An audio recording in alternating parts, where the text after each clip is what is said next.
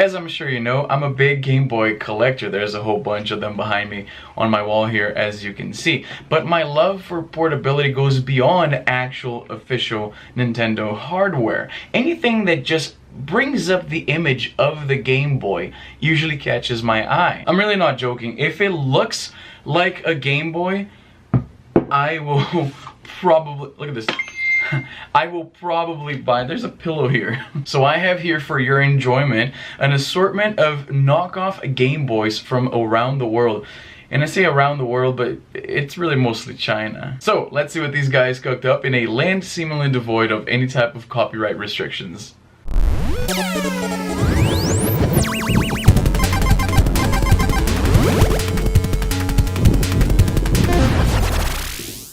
So first off, we have the Bitt Boy. Mine is a little dusty here. I haven't touched this thing in a while. I actually got this for a video a long time ago, but I figured it's also a Game Boy clone, so it belongs in this one. So the Bitt Boy, as you can see, it borrows heavily from the visual image of the original Game Boy. In the back here, it's powered by a...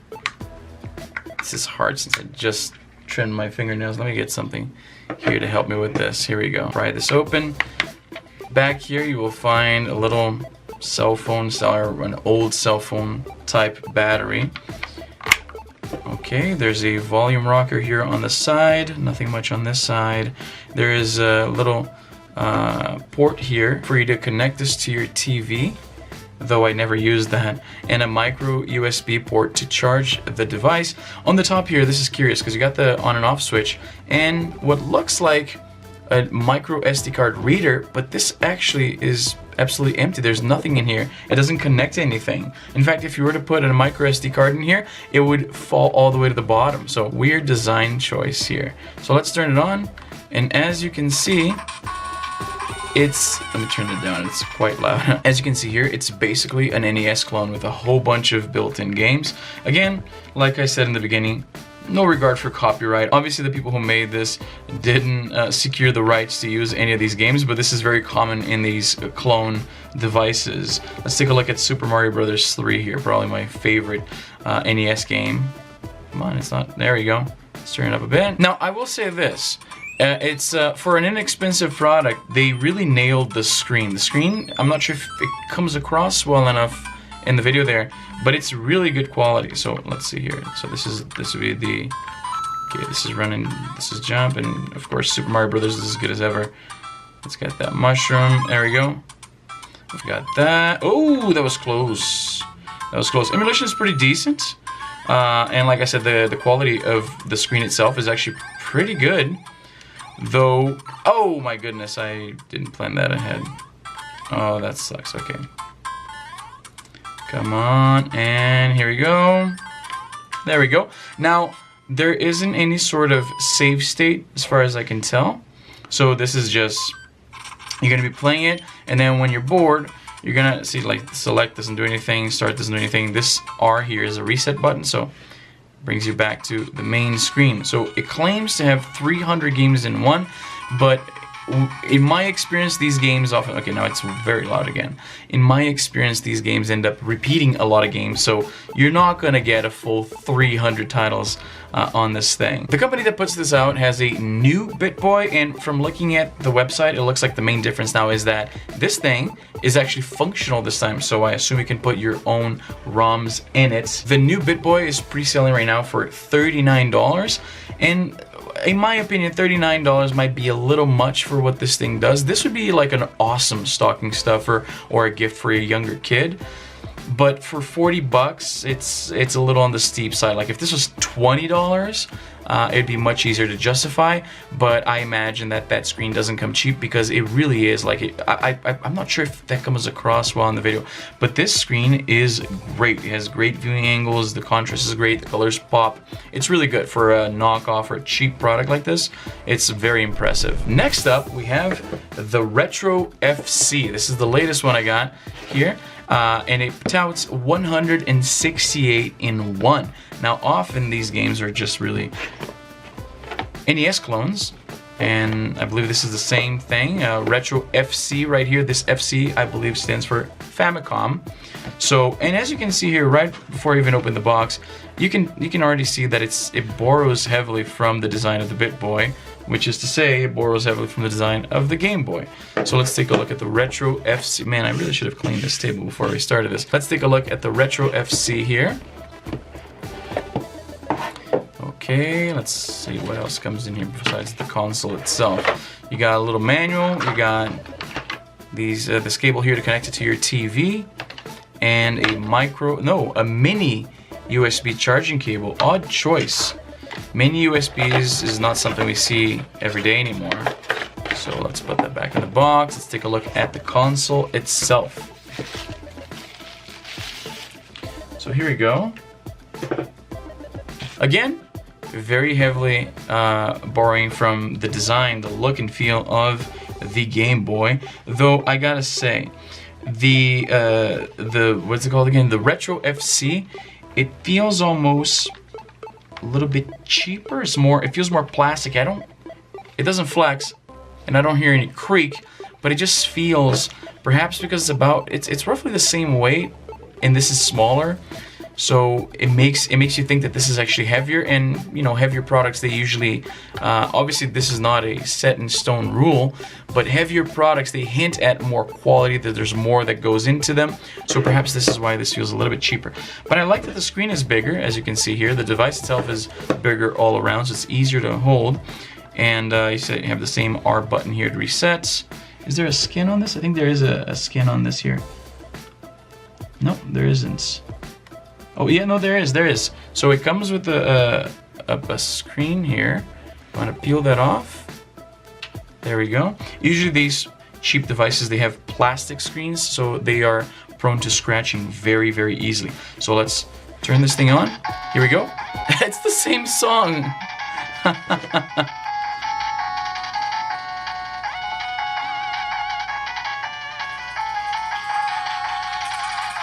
It's the same song.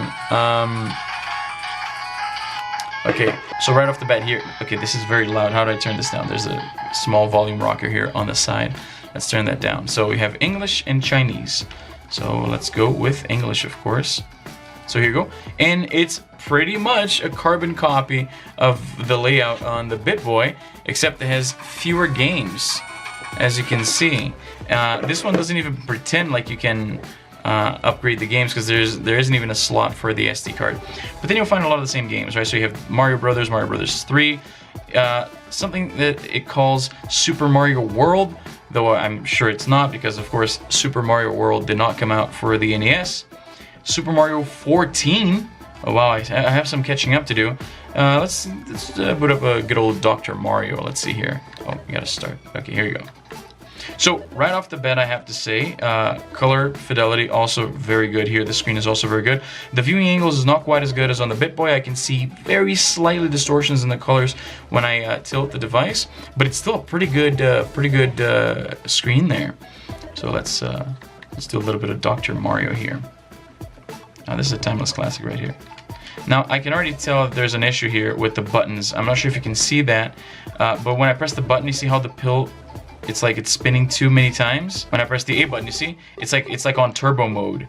Maybe that's what it is. It's like rapid fire. So like if I hold this button, it just does once. If I hold this, it's like a turbo button. Okay, so that's, I'm not sure if I'm being too generous here, but I believe that is a feature and not a bug. So really cool. Pause here. The buttons feel all right. I like that. I like that these buttons are effectively working as a turbo option. See. So that's good for some games that require rapid fire. Let's go. See, Dr. Mario is really a timeless game. Let's press the reset there. Let's go back to the beginning. Now, same issue with the Bitt Boy. You can't save your progress. This is really just to, you know, turn on, play for a little bit. One of the 168 games that they bundle with the system. Oh, there's poker and everything.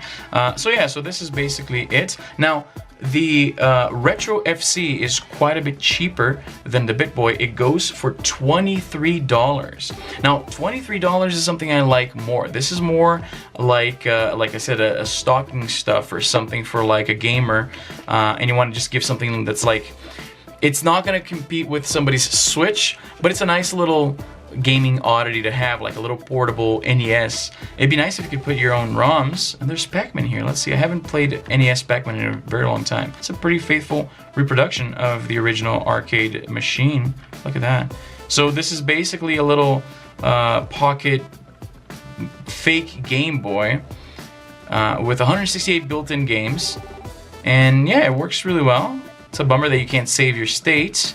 It's a bummer that you can't add more games, but yeah, there you go. It's not bad. Next up, we have the GB Boy Color. Now, this is pretty well known in the collecting circles, and I managed to scratch my screen here. Like I was saying, these clones usually have plastic screens. They're not as durable as glass, so I'm not sure if it's picking up by the camera there, but there are quite a few scratches already. So the GB Boy Color is an interesting device. This is a Game Boy Color clone with an amazing backlit screen. Now, the viewing angles on this thing, I'm sure you can tell there. They are incredible. I would say this the quality on the screen is even better than the DS. It's pretty decent. Now, I'm sure you can tell there's a little bit of ghosting, not much. Not much, not actually, yeah, not much ghosting. The colors are really good, and it comes with 30 built-in Game Boy games. But this is probably not why most people pick up this thing. Now, the reason to pick up this thing is the fact that it has an actual Game Boy port. So while these things are just basically little cheap emulators that look like a Game Boy more than anything else, this thing is an actual Game Boy hardware clone, which means you can take an actual Game Boy cartridge, put it in there, and there you go. Come on. There's my copy of Prince of Persia there. And again, it runs really well. The colors are great. The screen is really something else. Now, the only negative thing I can say about the screen is that the aspect ratio is a little bit off. On the real Game Boy, the screen is more like a square, whereas this thing is slightly squished, ever so slightly. It's noticeable if you're a purist, but for most people, it's good enough. So if you don't mind Prince of Persia being just slightly chubbier than you remember, this is a great way to get into the Game Boy library because, you know, color backlit screen with amazing viewing angles, great contrast. I also don't care for this D-pad here. I'm not sure if you're ripping off the whole thing already, why not just do the D-pad right? It's kind of like, it's slightly more mushy and it has these rounded edges here that I'm just not a fan of.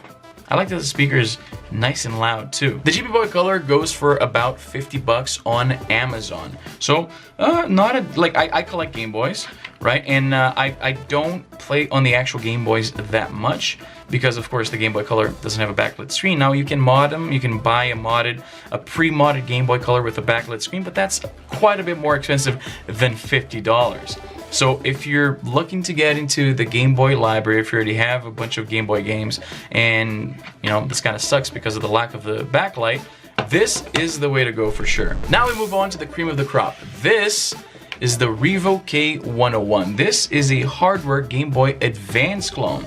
So it's kind of like the GB Boy Color, except it runs GBA games. Now, this thing is somewhat infamous right now because this is basically the same thing that rapper Soulja Boy has been selling on his website. I made a video about it recently. You can check it out right there. This is, like I said, the Revo K101. The one he's selling by all accounts is a clone of a clone. It's the RS97, which, from what I read, the emulation isn't quite as good as on the Revo K101. Now, the interesting thing about the Revo K101, let me turn it on here. Now, it also has a phenomenal screen. Like, this thing is nice. Look at this. That is, I mean, it's blowing up my camera here because it's so bright. Actually, let me turn down the brightness on the screen here and perhaps you'll see the colors a little bit. Okay, that's a more faithful reproduction of the colors. The screen on this thing is great. It has a form factor, oh my god, that's so loud. It has a form factor that most closely resembles the original GBA, which some people prefer, as opposed to something like the GBA SP, which is a little bit more vertical. I have it here on my display case, but I'm too lazy to go get it. But basically this horizontal layout is something that people seem to prefer. As I mentioned, it has a really really good backlit screen, as I'm sure you can tell there. The viewing angles are great. Contrast also very good. The colors just pop. It's really one of my preferred ways to play GBA titles. Now, I have to say, I don't care for these shoulder buttons too much because, as you can see, they wobble quite a bit. It would have been nice if you're tighter. It's not bad. They're quite clicky, very responsive, but I don't like that feel. You know, like it's a loose tooth that I'm gonna, if I mess around with it too much, it might pop right out. Now, the interesting thing about the Revo K101 is that on top of actual GBA cartridges, you can also run ROMs, of course. It comes with this thing, the K card. So it's basically a flash card. Then you have this list of ROMs here, which you should only download the ones you actually own. That goes without saying. Now, the one disappointing thing about the Revo K101 is that I've been calling it the Revo K101 for the longest time, but then I realized there is a little plus sign here right after the 101. And this is actually the plus model, the Revo K101 Plus. I never had the original Revo K101, so I can't tell you what the difference is. But I can say that this is a pretty faithful reproduction of original hardware in that it runs really well.